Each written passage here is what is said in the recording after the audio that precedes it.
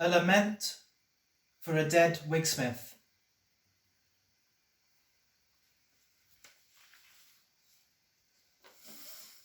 I tell of the ominous case of the Wig-Smith, his courage and liking for ties, and how, on the eve of the day after Christmas, he met his reluctant demise.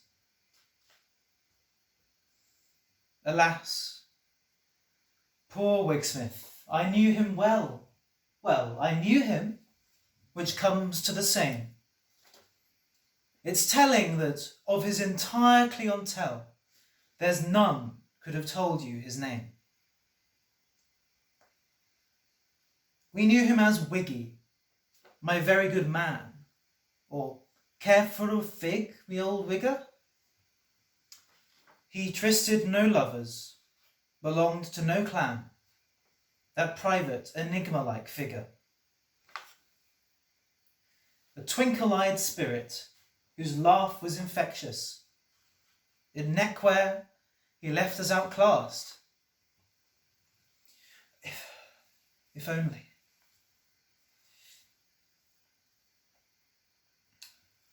But no use in idle conjectures. What happened is now in the past.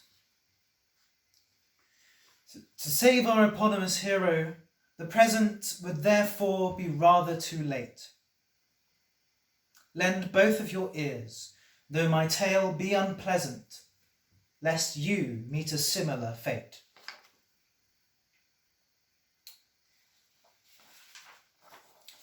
The thing about stories, as writers all can, is a quandary often kept hidden. Where does one begin? Or perhaps then again, I ought to say, where to bewiggen? Of course, no, you're right. It isn't my place to play on his memory so cheaply. Forgive an old bard this suspension of grace. 'Tis better to laugh than sigh deeply. My problem is this. The idea of a start is merely a writer's convention, a construct imposed by mankind and by art and by limits on time and attention. That said, we'll begin, for it cannot be wrong, with one unsuspecting split second, when bing went the Wig-Smith's alarm clock, and bong, another new working day beckoned. It might have been Whitsun, or Michaelmas morn, or any Thursday in August. But Wiggy awoke with the sun and a yawn, and plumped up his pillow of sawdust. He slipped on his shirt and some old pantaloons. A sock was assigned to each foot. Then at breakfast time, one of the last of the prunes, he relished each bite that he took. A splash of the face in a basin, a scrub of the selfsame, including each ear, a comb of the hair in the sheen of the tub with its almost reflective veneer. And now for the wigmonger's favourite part, a moment to cherish and savour. He bounded upstairs, 7 joys in his heart, his fingertips all of a quaver.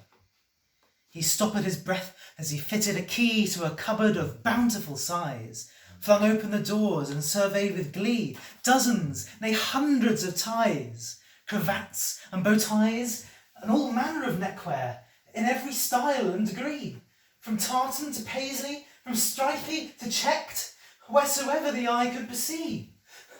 The colours!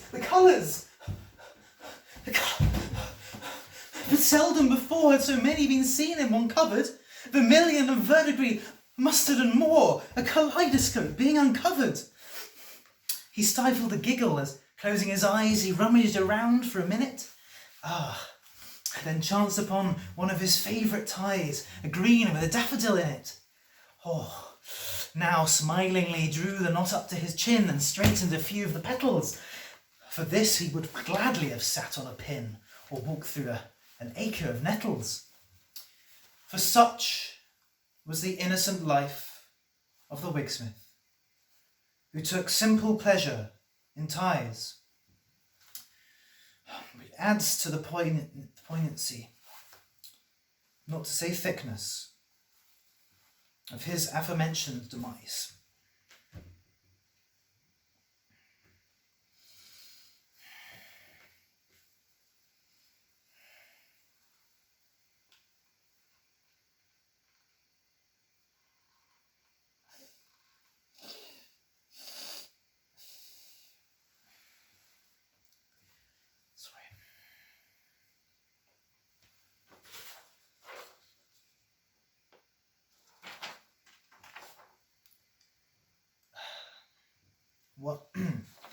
One Wednesday, the Wig-Smith was wheeling his wagon of wigs, or his wig wagon, rather, and paused to put coins in a beggar man's flagon, when quoth the man, "Hi, go no farther.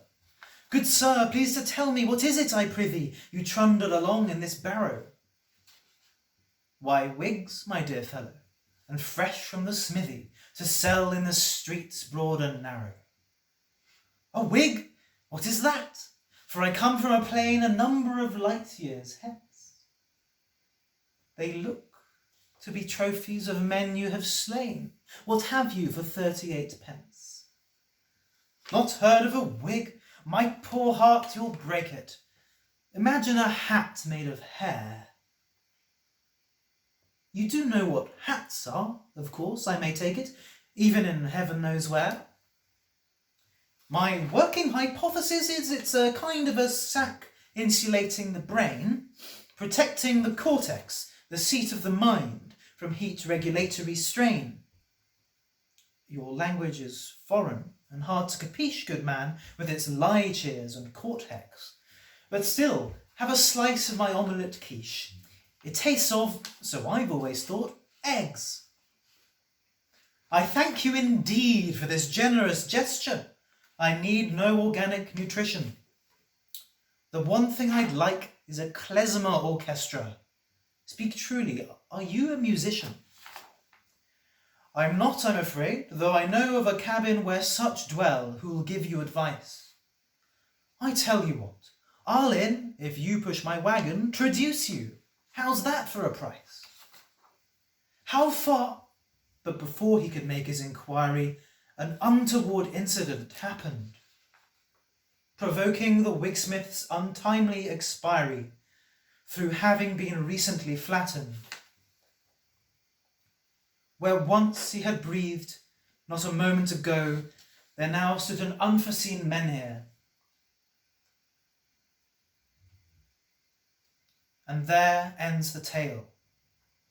It just goes to show the importance of suitable headgear.